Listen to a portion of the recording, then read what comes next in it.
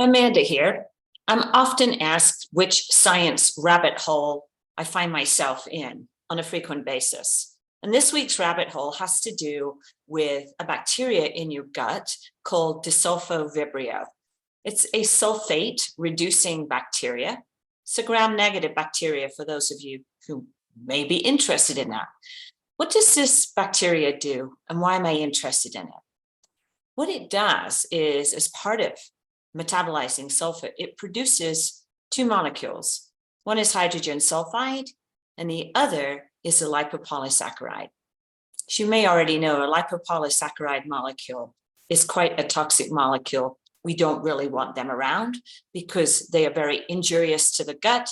They can penetrate or pierce the gut wall. As soon as you pierce the gut wall, you allow bacteria and information from the lumen of your gut to enter into the lamina proprii and induce an immune response where you ordinarily wouldn't get one. The other thing is that hydrogen sulfide is a very, very useful molecule in the body. For example, it works in conjunction with nitric oxide to dilate or reverse constriction, if you will, of blood vessels. So it's important, like nitric oxide, for expanding blood vessels, important for your blood pressure.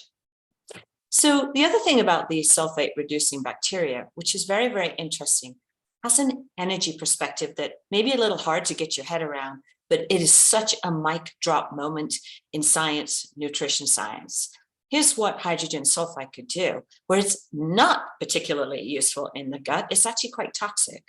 What it actually does is it stops the gut or a very specific gene from using an important molecule called butyrate. So butyrate ordinarily can activate another gene called PPAR gamma. And PPAR gamma is very important in energy metabolism because it pushes the cell into a process called beta oxidation. Or you could say it pushes the energy cycle towards beta oxidation. What does that mean? Well, beta oxidation is a very, very, very efficient fuel producing cycle. It produces maybe 32, 34, literature goes back and forth here, ATP, which is the energy molecule of the body. Listen carefully. When it does that, it pulls or utilizes oxygen. So think of it as pulling oxygen from the gut. Your beneficial bacteria prefer to operate in an anaerobic environment. Therefore, any process that helps remove oxygen from the gut is actually good for you. So what you heard me say is hydrogen sulfide, which is a byproduct of these sulfate reducing bacteria like Vibrio, actually prevents the gut or prevent one of your key genes from using butyrate to kickstart the most efficient energy production mechanism you can have in your body. Don't you want to produce more energy? Yes. The more ATP you produce, the more oxygen is utilized in the process. So who uses this process? Well, the colonocytes in the cells that line your gut need energy, right? So in the colon, in your big intestine, a large intestine, the colonocytes use, if you will, butyrate to kickstart this process of beta oxidation, remove oxygen from the gut, produce a lot of energy. What do they do if they don't have this kickstarter?